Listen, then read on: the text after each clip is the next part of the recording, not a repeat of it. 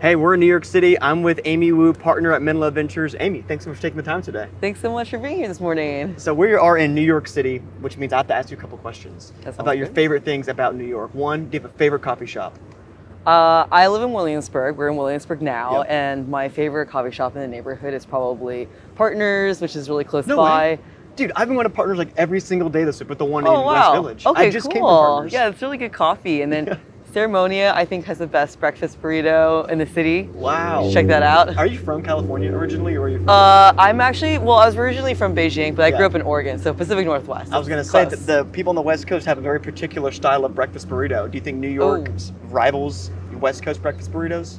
I would say on average, we're more known for our breakfast bagels. Okay. But this is the mean sandwich. Okay, got it. All right, favorite restaurant in the city, favorite place to eat? Oh gosh, it's my local Thai place called News and Chill. News and Chill, gonna shout out to News and Chill. Favorite neighborhood, is it Williamsburg? I do love Williamsburg, but if there was a subway, I would live in Greenpoint. Okay, Actually. and then last one, favorite train line. I would say probably the 456. It's pretty reliable. Okay, actually I have one more question too. Your favorite memory in New York City? Oh, I've gone to a lot of concerts in Bushwick, and I would say it's probably one of those. Favorite concert in Bushwick? Do you remember like which concert it was?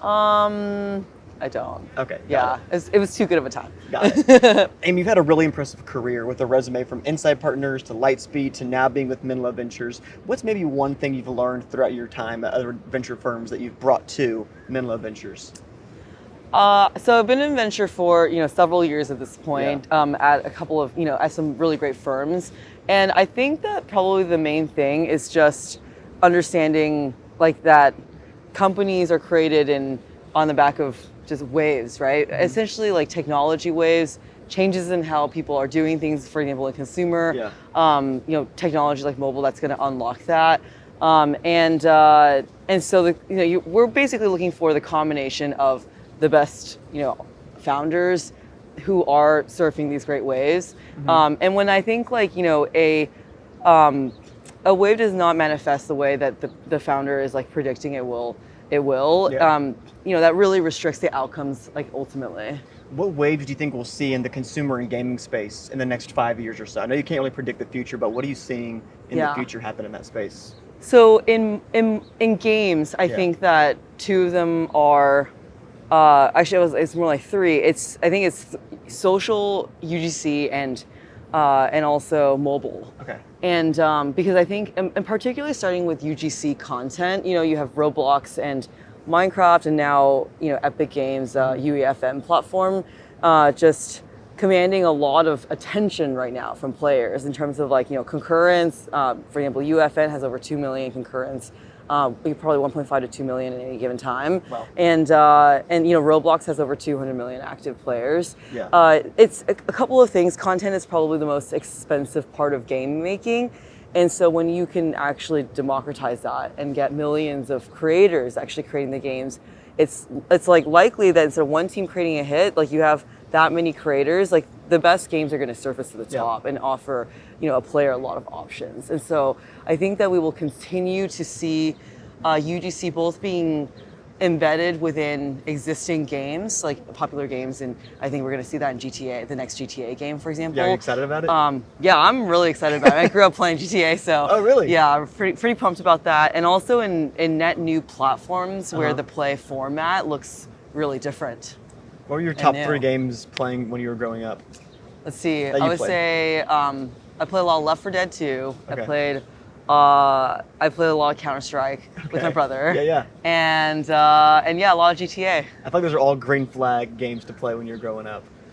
Yeah, well, I think my parents didn't realize quite how violent maybe some of these games were, but they were certainly a lot of fun. You know that whole debate of like, violent games makes kids violent? Have you heard that before? Yeah. Do you kind of agree to that mindset? I think they make kids competitive. Sure. I don't know about like the average kid making them violent. For sure. Yeah. Amy, we're in New York City right now, but San Francisco is seen as the tech and startup capital of the world. Is there any chance that New York surpasses Silicon Valley of being that #1 spot holder for tech and startups?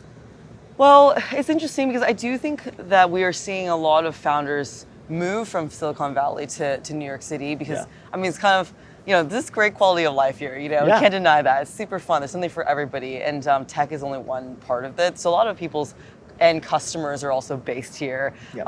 You can have life on the weekend. Although some founders have told me like, what work-life balance? I'm working 7 days a week. So, right today, I would say that in terms of deal volumes, and you can look at the numbers. I think that the Bay Area, especially right now with the AI wave, it's probably about 4 times or more greater number of deals getting done there than here. Damn. So I think that New York is still on the rise, but starting from the last 5 years, really post-COVID, you see this wave of there's been entrepreneurs here for years, building companies like MongoDB and others, and now there's a whole wave of new Silicon Valley younger founders that are building their companies here. Speaking of younger founders, it's Tech Week, so a lot of people are in town networking and meeting new people, meeting investors.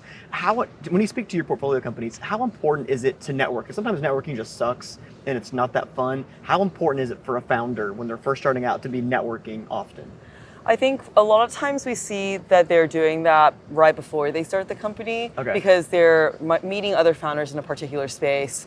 They're getting ideas for their company. In the first probably 2 years of the company lifetime, a lot of them are just heads down building, occasionally surfacing to go to a conference or to meet customers or get some more, press for what they're building. Yeah. And then sometimes you're going to conferences to meet investors as you're gearing up for a fundraise. And so I think it's helpful in certain times in a founder's life. But I think if the founder is going to events and conferences, every other week, it's also probably not a great use of time. There may be ways you got to be heads down building this whatever product you're working on instead of just being at coffee shops all day meeting new people.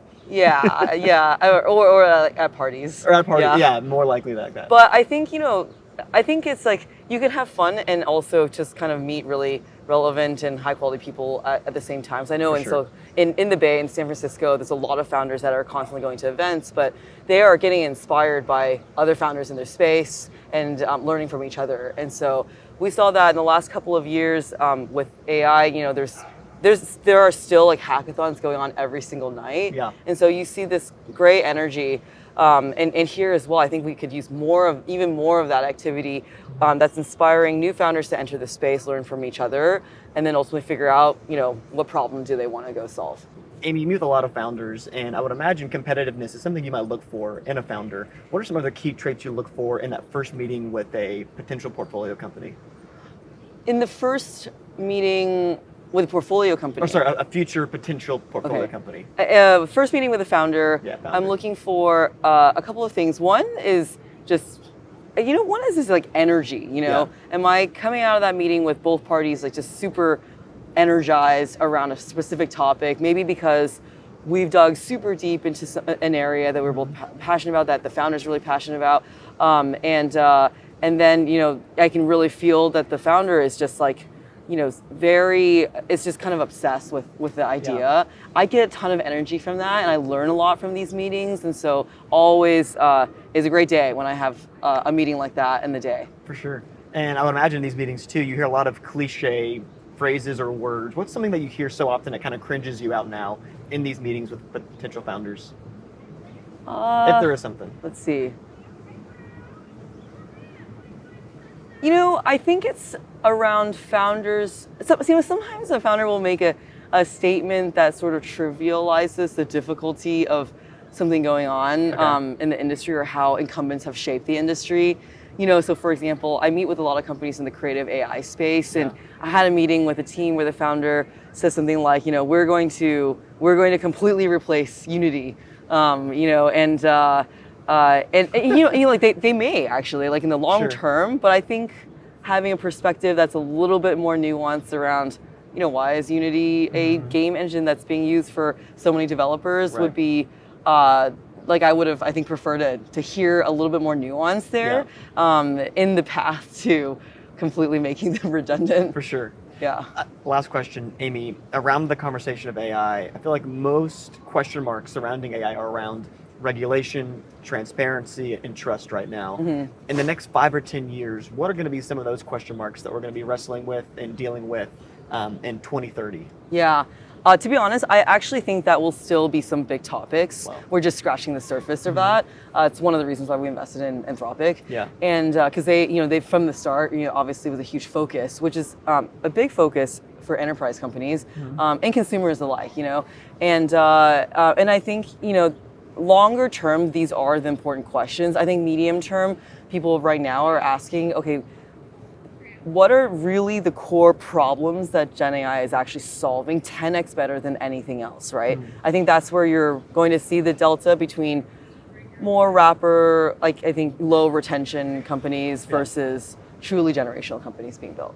Amy, thank you for your time. You can look into that camera, say where people can find you on social media, what you're building, what Menlo's building, and what's next for you. Thanks so much. Well, you can find me on Twitter at Amy Tongwu or on LinkedIn.